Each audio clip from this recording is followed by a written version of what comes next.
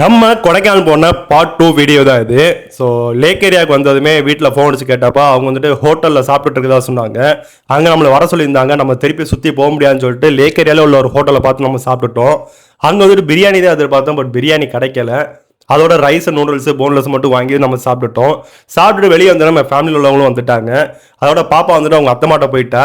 அதோட நம்ம வந்துட்டு ஃபோட்டோஸ்லாம் எடுத்துட்டு தம்பியோட ஃப்ரெண்ட்ஸ்லாம் வீடியோ எடுத்துட்டு அதோட டேரெக்டாக பார்க் ஏரியாவுக்குள்ள போகலான்னு பார்த்தோம். மழை சரியான மழை. அதோட ஸ்பாட்ல அங்கே போய் ஒரு 2-3 குடையை வாங்கிட்டு அதோட டேரெக்டாக காருக்குள்ள வந்து உட்காந்துட்டோம். நம்ம காரு இந்த காரில் தான் அவங்க வந்துருந்தாங்க. ஸோ நம்மளோட செல்லக்குட்டி அங்கே நிற்கிது. நிசா இல்லை, காரு.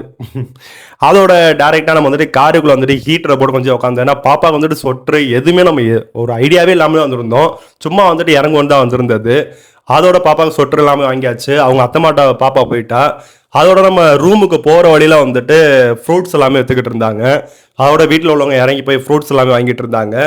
நம்ம ரூமுக்கு வந்ததுக்கப்புறம் நைட் வியூ பார்த்தேன். ரூமில் இருந்து வேறு லெவலில் இருந்துச்சு. ஆனால் கிளைமேட் வந்துட்டு நைட் வந்துட்டு நார்மலாக தான் இருந்துச்சு. பட் ஆஃப்டர்நூன் சரியான மழை, நல்ல கூலிங்காகவும் இருந்துச்சு. அதோட ரூம் வந்து பாப்பா ஜாலியாக விளாண்டுக்கிட்டு இருந்தா.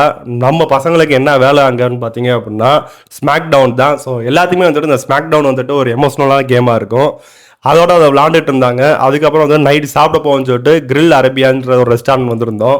நாங்கள் அங்கே மெயினாக பர்கர் சாப்பிட்லான்னு தான் போனது.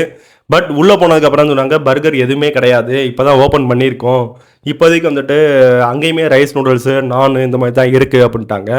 அதோட சாப்பிட்டு முடிச்சுட்டு நைட்டு ஒரு 10 o'clock 9:30 போலாம் நானும் நிசாவும் கிளம்பிட்டோம்.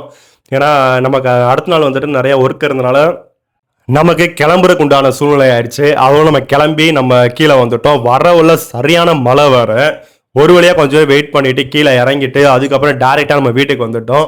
ஸோ பேஜை புதுசாக பார்க்கலாம், தயவு செஞ்சு ஃபாலோ பண்ணாமல் தான் ஃபாலோ பண்ணிட்டு சப்ஸ்கிரைப் பண்ணிட்டு பாருங்கள்.